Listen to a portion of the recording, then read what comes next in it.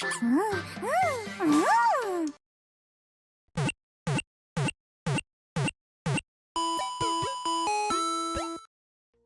so next, we Before have. we introduce this next one, I have to get the meme out. Oh. I have to get the everybody shut the fuck up. It's Wormhole Sippy Soup. Everyone, shut the fuck up! Wormhole Sippy Soup. So in regards to these, I think we should kind of amend the process going forward because, I mean, there's nothing to really say about Wormhole, nothing to really say about Silcoon Cascoon. So we can just look at the line as a whole, and that'll, like, in one conversation, get all 5 slots. Right. So I will give you the floor. Yeah, so we've got the Beautifly line, and this is based off of swallowtails. I would argue specifically tiger swallows. For those of you who might not have seen a tiger swallow before, swallowtails are in their own family of butterfly. So when we think about like the phylogeny of Butterfree versus Beautifly, they'd actually be put in 2 different families. Beautifly would be part of Papilionidae, which is our swallowtails, and Butterfree would be in Nymphalidae, most likely. Oh, why are they in a different family? I don't know if it's like genetics based or if it's just solely based off of like the physiology. But swallowtails all have those little dangly things on the end. I don't know if this link here from the Smithsonian would tell us anymore. But the reason swallowtails have those little dangly things on the ends of their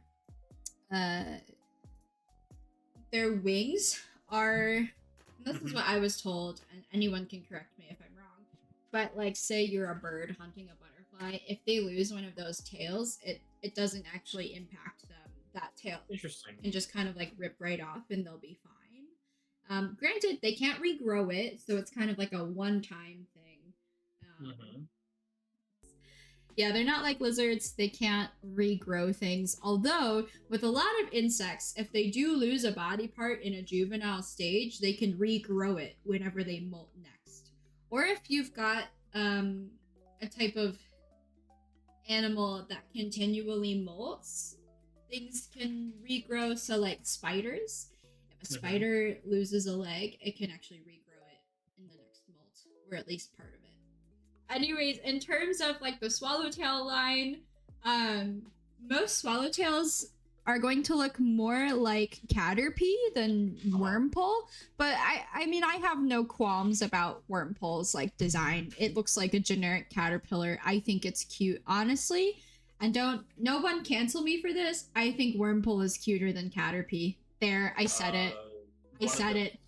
Remind me why they split into Cascoon and Silcoon. What is the requirement for each? So that was what I was talking. I was like just getting to, because that interaction is some bullshit, and there's actually a lot of fucking numbers that go into that. I don't remember the exact numbers of it. It is determined randomly, and like I'm seeing it right here on Pokemon DB. I'm glad it reminded me of this. Determined randomly by personality at level 7. You can just place them all at once. I was just gonna go through all of them and then just place them all at once. I can tell you, it's an F tier. Fuck the personality thing. Silcoon's F tier. I'm making a new fucking tier, just trash man tier, and that's gonna be what Cascoon. I would say Wormpole is behind Paris. Beautifly has a base stat Austin. of 395. Dustox has 385 for fucking no reason whatsoever. It is 10 points shy of Beautifly, and instead it has like a 90 special defense. Maybe they were to be too tanky. I don't know. Shield Dust and Compound Eyes, I mean, meh. But it just gets... Beautifly is arguably the favorite here. I mean, it has Boginium Z was cool. Life Orb, seeing a timid Life Orb Swarm set's kind of cool. It's definitely less frail, or sorry, more frail, so you're going to hit that Swarm, you know, more often than not. Quiver Dance is arguably the best boosting move in the game. It has access to Roost. Roost actually turns it into just a bug type, because when you Roost, it removes flying type for the turn that it's used. Dustox is the same tier as well. Bug Buzz, Roost, Iron Defense, Quiver Dance set. Arguably it's the same exact set, just focus more defensively. And it gets access to Black Sludge, which is cool. It's leftovers for Poison type Pokemon. Wurmple is the best at A, because Sippy Soup, like, fight me. D, Sukun's F, Beautifly Dustox are F tier, because they're just not memorable for me. There's no reason I want to go and get one at all. I'm gonna put Dustox above Beautifly. I But think this is valid. Wurmple's ahead of both of them. Speaking of Pokemon that actually have cool designs, next on our list, Surskit and Masquerain. What? Tell me the things. What are we looking at in terms of Surskit Masquerain? Well, Surskit is based off of what is colloquial term is pond skaters. But they don't turn into moths, which is what Masquerain looks like, or at least like a mayfly sort of thing. I'm not quite sure what they don't turn into demon moth that intimidates you. I don't know exactly how pond skaters move, but we can all learn together. They use their legs to move across pond surface. Using a rowing action, the middle pair of legs propel them forwards, often at great speed. Oh, the back legs act as rudders, while the short front legs seize dead or dying insects that have dropped into the water. Obviously, they accomplish this feat via chakra control. But yeah, Surskit's based off a pond skater. Cool. It knows Blizzard, if that's a frightening fact for you. Why the fuck does Surskit know Blizzard? Because Surskit has Swift Swim, therefore you can put Rain out. Surskit now has base 130 speed. Throws a Blizzard at your face. But Surskit, for me, maybe bottom of D tier. Masquerain, again, I'm not totally sure what it's supposed to resemble. I always thought a moth.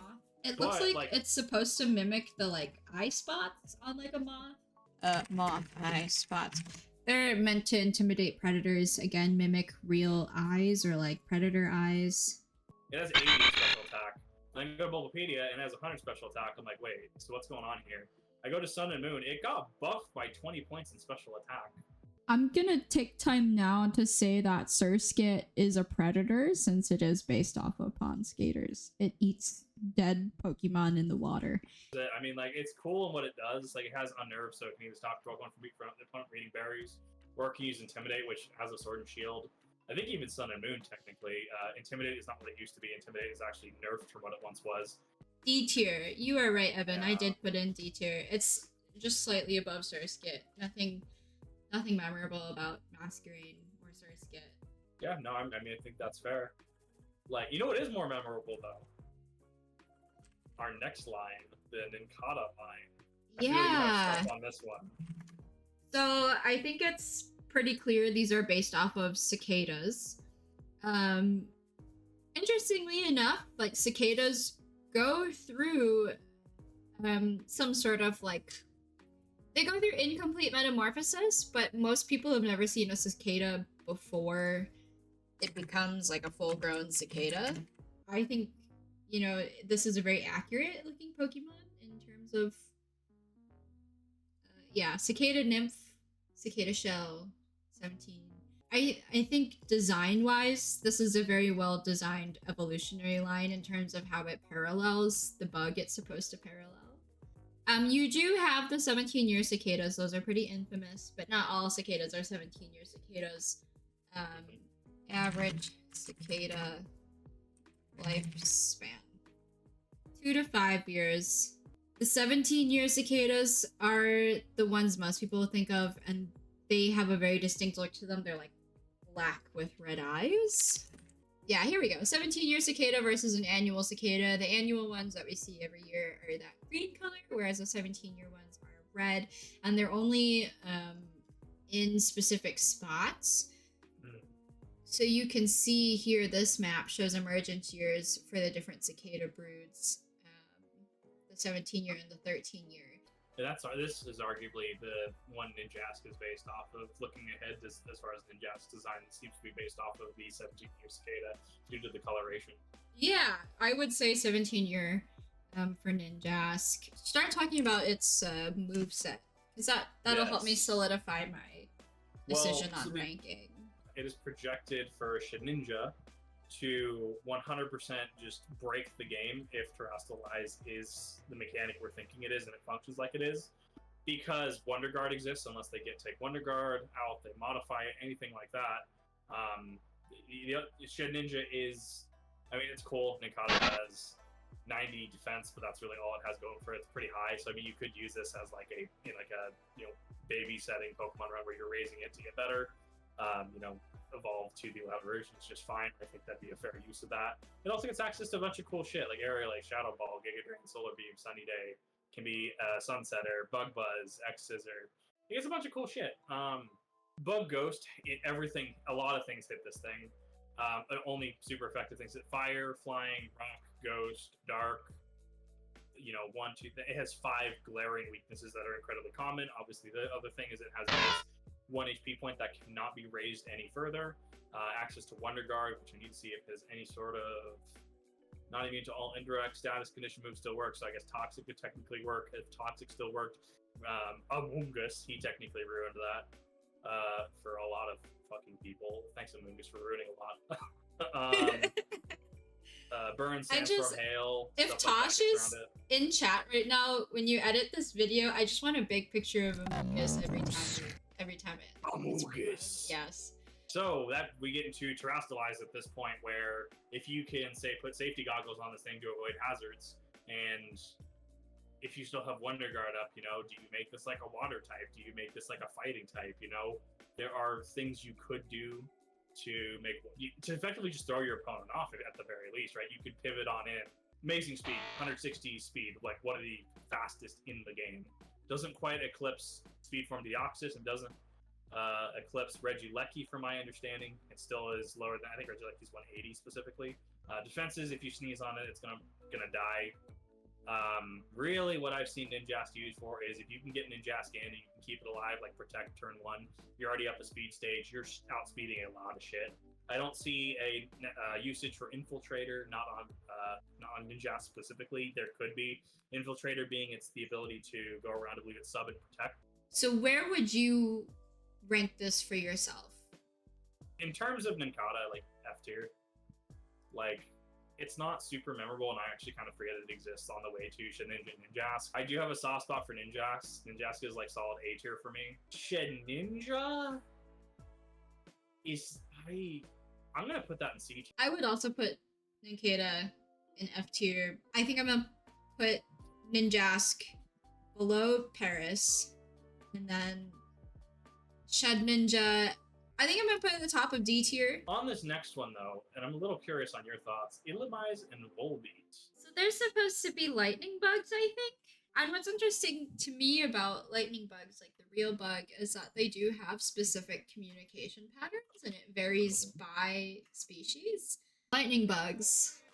They're toxic to bearded dragons. Please don't feed them to your bearded dragons or any lizard you have. Their light is used for communication, and there's a specific kind of cell. It's a specific kind of bioluminescence that creates that glowing. And typically we don't see animals in the arthropod world that can control their bioluminescence like lightning bugs. Yeah, you can see the different patterns by species. So you can tell species of lightning bugs by the pattern you see of their light. Is Volbeat the first evolution stage, and then Illumise is the second? So on that, they're actually 2 separate species. What the fuck? They're 2 separate. It's effectively like they're 2 different like. I forgot that. Now I remember. Of Firefly, and I don't even think they can mate with each other. Well, Illumise is always female. Volbeat is always male. Does get one of the best boosting moves in the game in Tail Glow. Tail Glow is a move that raises special user special attack by 2. The way Volbeat is set up, and I guess Illumise by extension, we'll look into her in just a second, is that the set is literally baton pass oriented, which was of the era of Gen 3 baton pass teams. You're going to substitute, you're going to put this thing's HP up, that way you have a higher HP substitute, you're going to tail glow, if you need this free sub, you can do that. So it is a catalyst to get to where you're wanting to go. I guess it's kind of cool because they have Oblivious, so Oblivious means that it's oblivious to gender moves, right, like attract, that kind of thing. And on that, actually, because I'm looking at this, it looks like Illumise does not get Tail Glow, which is interesting. I don't know if there's a real-world reflection in terms of how Fireflies act. Illumise is special attack focused, while Volbeat is physically focused. Tinted lens, which is okay, yeah, for switch-ins. Switch-ins, it gets hidden powers, it gets ice punch. Outclassed by Venomoth with even though she has a better move pool, Venomoth is just that good, it looks like, in this specific tier. I'm gonna put them maybe at like the bottom of, or the top of F or bottom of D. Yes. I gotta give Elamai's trash tier, actually. Like, I just... Purity. I don't think I have much more to say. They're just kind of meh. Yeah, like, it's forgettable. I forget they even exist in the decks, being completely honest. You know what I know doesn't get lost in my brain in the decks, though? The Anorath and Armaldo line. The next one, we got the Fossil. What's your take on these guys? Last of Gen 3. Yes. So these are based off of, like, trilobites, I think. It's interesting that it's the claw fossil. Actually, maybe it's not trilobites. I think there is... Anorith happens to be modeled after this perfect arthropodic predator of the Cambrian era, and that is Anomalocaris. Pokemon did this really cool museum in Tokyo, where it was a fossil museum with Pokemon fossils, but the real-world fossils that those Pokemon are that's cool. Portrayed after. So I think I've seen this. Yeah. So Anorith and Armaldo are part of that museum, to my knowledge. This is what the fossil looks like. And you can take a virtual tour of the museum online. Paleobiology. The interpretation of Anomalocaris is an active predator, widely accepted through the history of research, as its raptorial frontal appendages and midgut glands strongly suggest a predatory lifestyle. In the case of A. canadensis, its outstanding size amongst Burgess shell fauna, also making it one of the first apex predators known to exist. Well, that's kind of neat. Anorith, as far as stat-wise, I mean, it's got a 75 base speed, which is actually kind of cool. Because of its ability, it does have two abilities. It's Battle Arm, which is crits, can't receive crits, which actually is thematic. Swift Swim also, it gets Swift Swim, a really good ability. If Rain, it boosts speed by twice as much as my Kabutops is actually a thing. My Kabutops is, because it's rock water, right? I thought it was bugged for a second. Decent moves, actually, in terms of the physical special split. Knock off, Rapid Spin, Hidden Power Bug. Hidden Power Bug, a one-hit KO Starmie and Celebi. That is no small feat, by any means. Going on to Diamond and Pearl, UPP format, it looks like it got dethroned. It's an UU at this point. Tried to do too much with too little stat total. Yep, so it's... Ranking, what are you feeling? D, Armaldo, Anorith and D. I like the design. Armaldo, I actually like design-wise, so I put that in C. Anorith goes in middle of D tier for me, and then I think Armaldo will come right after it. So both D tier. Yep. I think that's fair. Fossils are cool. I would never shit on fossils. I love paleontology.